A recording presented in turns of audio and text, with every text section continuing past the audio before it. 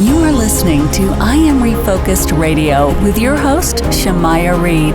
This show is designed to inspire you to live your purpose and regain your focus. And now, here's your host, Shamaya Reed. Welcome back to I Am Refocused Radio. Once again, we are here today. We have another show lineup for y'all. We're going to talk to Steve Griggs. When you think about landscaping, let me redo that. When you think about landscaping and you think about picture flowers, shrubs, and maybe the new patio, we have an expert for you today. For nearly 40 years, he's been turning outdoor spaces into works of arts, masterpieces. And we're going to reflect on his journey. We're going to learn about his lifestyle, what are some of his memories from the hard knocks of life, especially as an entrepreneur, going through all those rapid changes. And to this day, I'm sure he's facing challenges just like any other CEO out there. But he's been featured in Forbes, the Wall Street Journal, and even Bravo's Backyard Envy. He knows what he's doing. First and foremost, I want to say to our guest today, Steve Griggs, thanks for your time, man. I know your calendar's full, but I appreciate you on here today.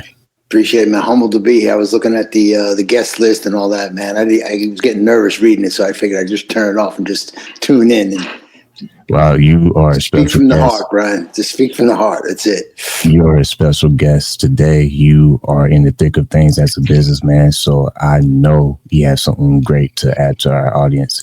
When you think about being outside, the lifestyle, taking care of the parents, if you will, you know what the trends are. You've been in the ups and downs of business. How do you help clients uncover what can really be the potential for landscaping?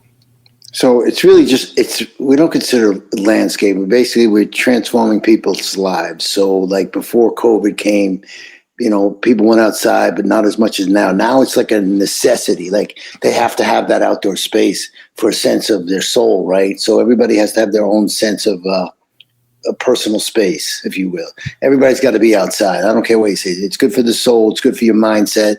It's good for all that. So how we transform the spaces is we listen to the clients, we let them talk, tell them their wants, their needs, and then from there it's like art form, right? So some artists sculpt, some artists paint, some artists write music. My canvas is your backyard. So been very fortunate for being able to do this for 40 years. I'm the OG in this business, man. No kidding. I mean, those features are pretty good, man. Not too many people can get in those features. So let's talk about the process of success and what that actually means to you. When you think about the beginning chapters in business, what did that look like for you when you just got started? And what were some of the things you learned along the way? Oh, man, you just see it all the time. Everybody's flashing on Instagram and flexing on Instagram, but everybody wants to be an entrepreneur now. Man, it's lonely. It's hard. Like you never know. We talked about this before. Like you never know when your next paycheck's going to come. I think you have to, I have a wife and 2 children. It was never, 2008. I've been doing this a while. In 2008, when the stock market tanked, I got 2 cars repossessed, baby seats taken out. And I think just having the resiliency not to quit. Like you hear it so often, never give up, don't quit. But I'm that guy that never just quit. I don't know why, maybe just hard-headedness, but yeah, I've been doing this a long time, man, long time. I love it still. I love it. It's like game day this morning. We did a post on social media, like the machines show up, clients there, like it's putting in a new swimming pool. They're so excited. The little kids are excited. So I still get a lot of joy out of it. And that separates what people see, the highlights, if you will, from influencers and possibly biggest brands in the world. We see the highlight results, but we don't see all the behind the scenes that built that momentum to have that amazing post or that ad. Kind of explain for new entrepreneurs the breakdown difference between what people see online, polished version, versus the real nitty-gritty. You got to get paid. You got to charge enough to make a profit. So if something goes wrong, you can fix it. For years, I never valued myself, right? So it goes back to like that whole mindset thing when you're growing up in just a working class family. Like when somebody would write a check, the first time somebody wrote me $100,000 check for one of my jobs, like it was like paying a phone bill, man. I just could not get my head around it. And that was in my own head, right? So, if you're afraid to, you got to raise up your values to that standard. Otherwise, you're still going to be left picking up the peanuts, right? So first and foremost, I had to get out of my own way, right? That was big changes. That didn't happen until over the last 15 years, right? Where growing up, like you're always saying, oh, can't afford this, can't afford that, turn the lights off, working class family. That's how you're brought up, but it's all mindset stuff. And it's really true, that stuff. You see it a lot on the internet, but it's true. You gotta fix the mind first. Got to fix the mind first before you get into that whole other end of the business. When you think about maybe from a visual standpoint, getting beyond those blinders and you start attracting some big clients, I mean, you design for multi-million dollar homes. How do you balance luxury with still being authentic with who you are behind that brand logo?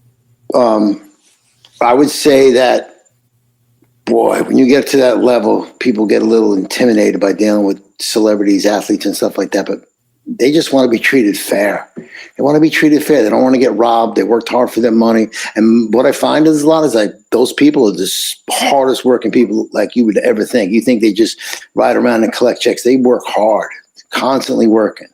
Whether it's a business owner, a finance guy, an athlete, a celebrity, they work.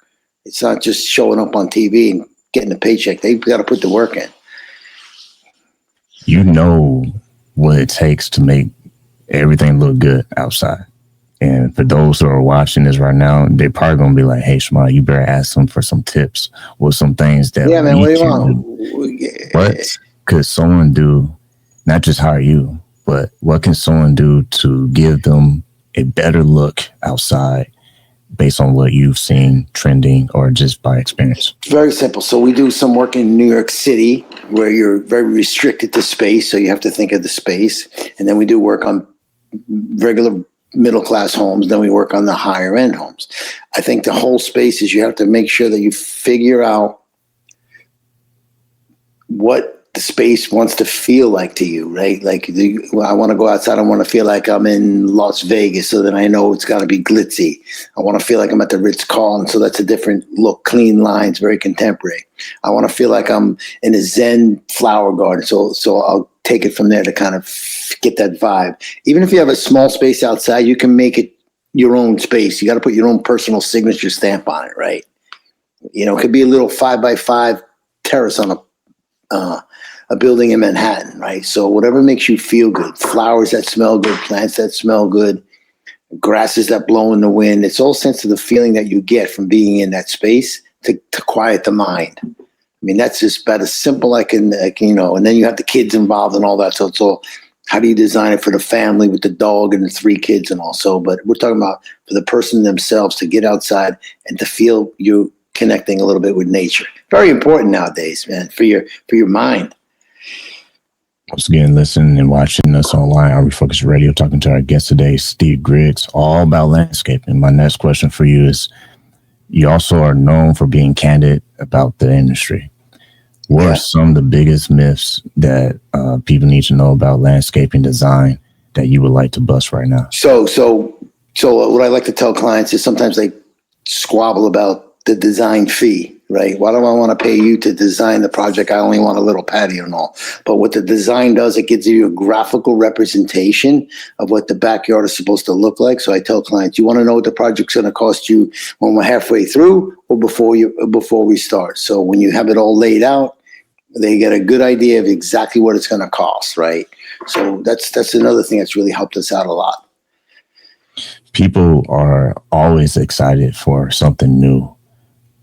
When you are in the process of working with the customer and working out their vision for the project, are there any tough times where you had to say, maybe not that way, maybe this way? Or do you go all in with what they envision?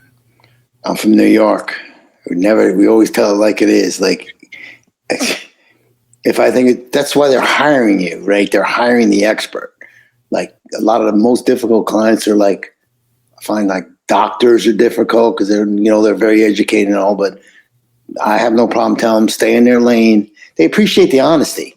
Like, listen, stay in the lane. It's a terrible idea. And this is why, right?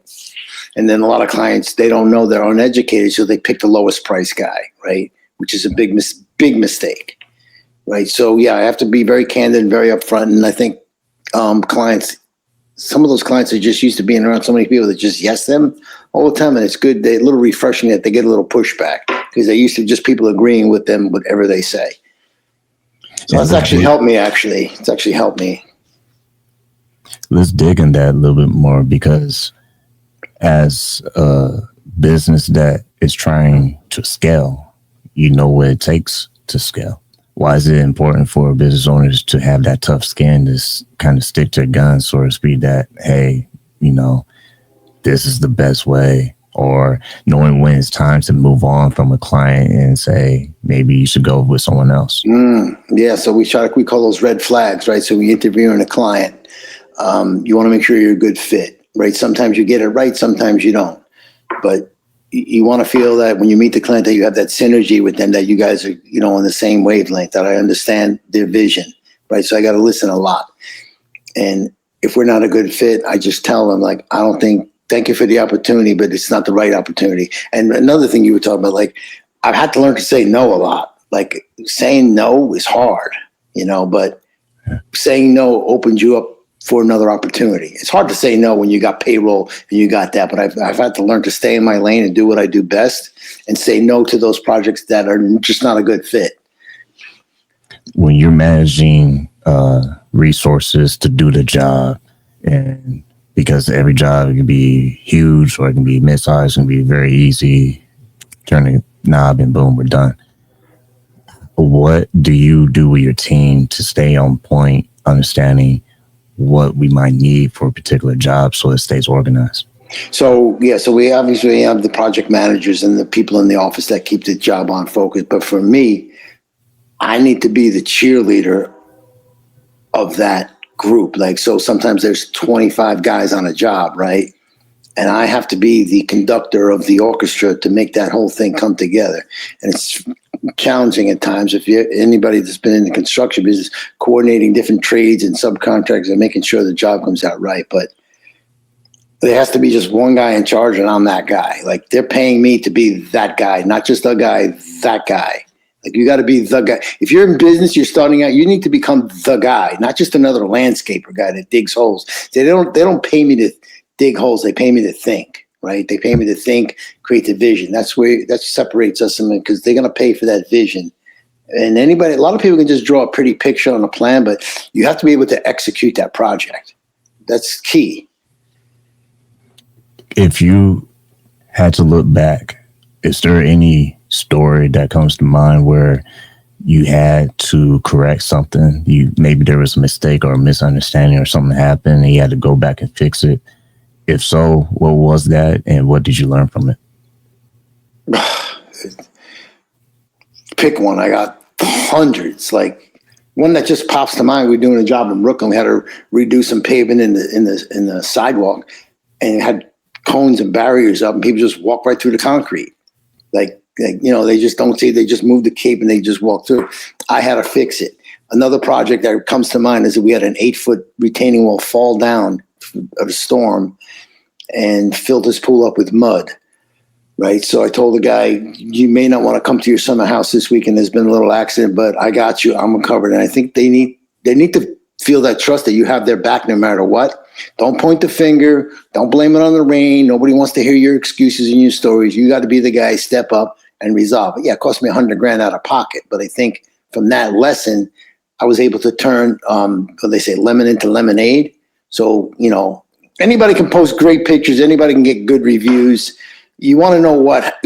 Give me the bad stuff. Tell me how you, just like you said, tell me how you had a bad problem go bad. Oh, they hit a gas line, they hit an electric line. Like, I got stories like, forget it. It doesn't end. But you got to become the guy to switch hats and, damage control, right? And that's what they look to you for. That's been a big game changer also.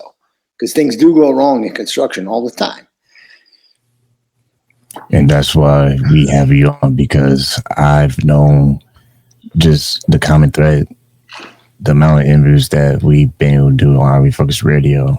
I always tell people there's a common thread. If you look at all the interviews, the same thing happens. There's a challenge, and then there's a decision. And challenge and there's a decision. Explain that. Yep. Because, like you said, when those things happen, it makes your future jobs better. Because now you're in a better position to prepare for what could happen and understand what it means to work under pressure when there's a challenge that you have to face head on versus trying to sweep underneath the rug and hope and pray that nothing bad happens further. I mean, just this week, when you dig into somebody's property, when you dig a hole in somebody's property, you have to call for what's known as a mark out, where the utilities company comes and they mark out where the underground electric is and the gas and all that. For whatever reason, it didn't get marked out, and the guy took 2 scoops and ripped out the client's electric, and it knocked out the whole neighborhood. This is 2 days ago. Knocked out the whole neighborhood. Instead of freaking out, I stayed with the client all day, and we made sure the electric company came and it got fixed. I was there from 8 in the morning until 8 at night, but it got done. And instead of just freaking out on the contractor guy, I try to become more of a leader.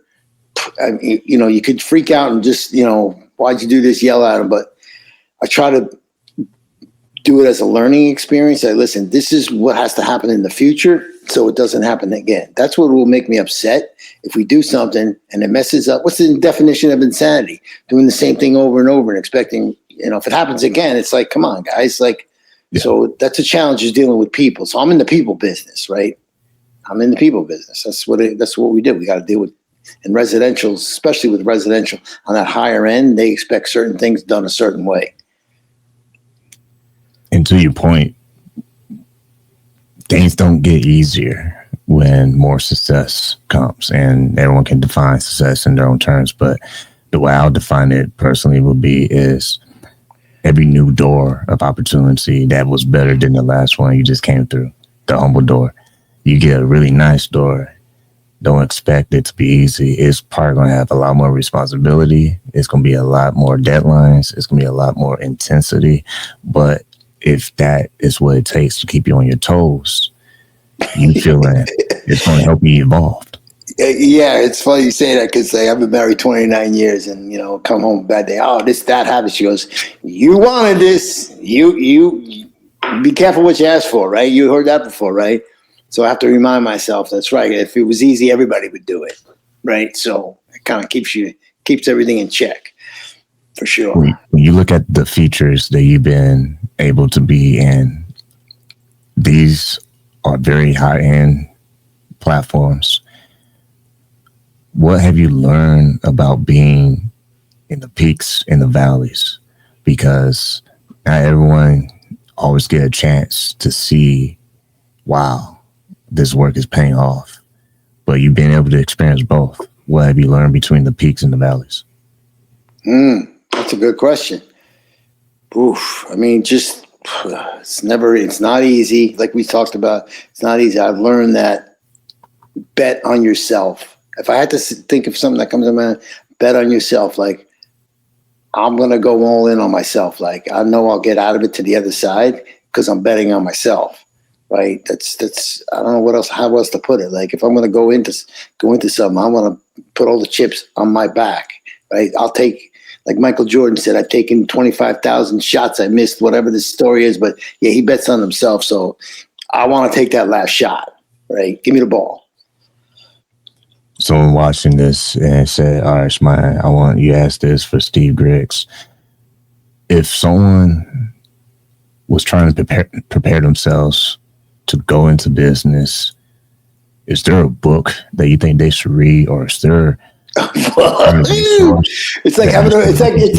like when you have your first baby, right, and you take it home from the hospital, right, and it's like they don't give you the book. You got to just figure it out, right? You just got to figure it out. Yeah, there's books and there's everything you can read. And like when I started, there was no podcasts like this, no platforms like this. You can give in your expertise and people listening. There was none of that. There wasn't even barely the internet, right? I just think that the best experience is just like you say, just getting in the trenches and doing it. Like, I mean, you can read all you want. You can read all you want. I've saw so many people they just read and never take any action. Like, right? Like, they just don't take any action. If you're new and you're listening to this, if you're young and you're listening to this, take the plunge now, because it just gets harder after you get married and have kids and all. But if you're single and you can take that chance. You have an opportunity to become an entrepreneur and start, but do it now. Fail quick. If you're going to fail quick. Absolutely. Get it out of your system and fail, because you're going to fail. You're going to get sued. Like I tell these new guys, I'm going to operate without insurance for a while. Sooner or later, something's going to happen that you're going to need it, right? So you try to protect yourself on the back end of it. Last question I want to ask is, when you think about education, that is something that it never ends. If anything, you just gave us some great stories of class in session when mistakes happen. But from the education standpoint, what does that look like during the process of scaling your business as you're learning all these new things, do's and don'ts, maybe forms and practices? On the education standpoint, how does that evolve with time as you're scaling? It just gets more of everything. It's actually harder because now you have, when I first started, it was just me and one guy or whatever. Now it's bigger teams and all that. But it's the communication between the teams and scaling and making sure that everybody's on the same page. Communication is like the one word that pops into my head. Like, if you fail to communicate to your teams in the field and everybody's not on the same page, that's when things can go wrong very quickly. Right. So does that answer your question pretty much? Like, it was, yeah. I mean, education is everything. Like, I'm 65 and I'm on podcasts, right? Like, and I'm on Instagram and I'm learning and constantly trying to keep the edge. Like, I'll get a book, and if I find one sentence in it that helps, it pays for the whole book, right? You just constantly trying to get the edge and look for nuggets, and however you can keep that edge. You got to stay sharp. Follow up real quick for that is, speaking of staying sharp, when you look at and reflect on your mindset and how you stayed hungry, even when hard times came, when storms came in, how were you able to have your core keep you going even when everything around you was falling apart? Yeah, I mean, some days it's easier than others, right? Some days you feel like someday, I like to say, someday I'm the hammer and someday I'm the nail, right? Someday you're getting beat on and someday you're doing the beating. You just have to have that persistency and drive. And it's something that you spoke about, education. I don't know if that can be taught, right? You have to love what you do. Obviously, you know that, but you have to have the drive for what you do. Don't do it for the money, because money's not going to, don't do it for the money, because that's not going to last very long. But you got to do something that you really are passionate about. I'm still passionate about what I do after all these years, because I think part of becoming great is just trying to reach your full potential. Does that make sense? Yeah. Like, everybody's like, oh, what are you going to do? You're going to retire and play golf? No, I want to see what else I can do, right? I want to be on that microphone with you hanging out, man. Look at you. Man, I appreciate it. I mean, that's why we doing this, man. I look at you, and you've been doing this consistent for, and I know it's hard, because just showing up and talking here is hard, and you got to edit it and produce it and get people to get the guests lined up. I mean, it's a lot of work. I mean, I don't know if people really realize it behind the scenes. Just being a guest is a lot of work, but doing what you do is way more harder. If you want comedy, I didn't delete my older videos on YouTube. You want to laugh? Look at the lighting. My first started video. Were you nervous when you first came on? Yeah, you were, right? First came on. You want to get a good laugh? You watching this or listening to some podcasts? Go to my YouTube, Refocused Network, and look at the old videos. But you told me from early on, like, you only were radio for years and years, and then you got on video. How was your first time on? Were you like? I didn't know what I was doing. I turned the camera on. I thought I was doing good. Yeah, but that's what I'm saying. But like you showed up and you threw it out there no matter what. A lot of people just like they're gonna read books about podcasting, lighting, and never get on that, and never do it. You actually did it. You were nervous and you hit that camera record, lights came on, and you started talking. You told me you were an introvert, but you're not. You're not. I am on some days. And, when the show is on, I guess it goes away, but it comes right back when the show is over. So you're a performer. Like when the light, I think people that are in business and like what you do, like you have to practice enough like you do. You're prepared. You got to be prepared. So when those lights come on, it's freaking game time. Like you got to be able to shine when those lights on. That's it. Lights go off, you can go back to being your own self. But when you're on, you got to be on. And I know just by doing this, you're on right now. Like your energy has to be up. You have to be on point, right? Because it's tiring, right? I don't know if you don't do more than this in a day, because you got to keep your energy level high. I'm about to spill my secret sauce. So real quick, while we have you on. What's the sauce, man? Give me the sauce. For all those out there who want to start their podcast, first things first, just do it. Start today. Yes. Because before you know it, 3 years are going to go by and you're going to become an expert at it. The second thing is you just have to believe that you can. That's about 50% of the problem. It's that we don't believe. We allow fear to basically blind us from our true potential. And what happens is we can't shift our eyes to our potential versus our fear of failing. The thing is, as soon as you turn to what could be in your potential, then the fear fades away. It's like a shadow. You shine some light on that thing, and pretty soon it's going to disappear. That fear is going to go away. And that's truth guiding you to your potential. And I'm sure you can touch on that real quick from a lens of a CEO, because I'm sure you have fear on probably every street before you can get to those big 4 features and those big multi-million-dollar clients. Touch on that. Yeah. So like you were saying, you just summed up my whole half-hour talk about that, about the fear and doing it anyway. Face the fear and do it anyway. You hear that all the time, but to really truly face the fear is to actually just step into it and do it. You know, I remember when I first did my first Instagram. Oh man, this is terrible. Like, actually to this day, I had written a book. I haven't even read it. Like, I don't watch back my videos. That's kind of just weird looking at yourself, right? Like, it's just weird hearing your voice and all that. So I think I would be intimidated, but we just keep putting it out there. Just keep showing up every day and just putting it out there a little bit each day. It's like going to the gym, right? All this stuff sounds cliche, but it really adds up. Like, it does. It really helps out. So if you're just sitting there like afraid to take that step, just take a little step. And then the next day, take another step, right? You just keep building off of it, because we didn't start out doing big jobs. They started as small jobs.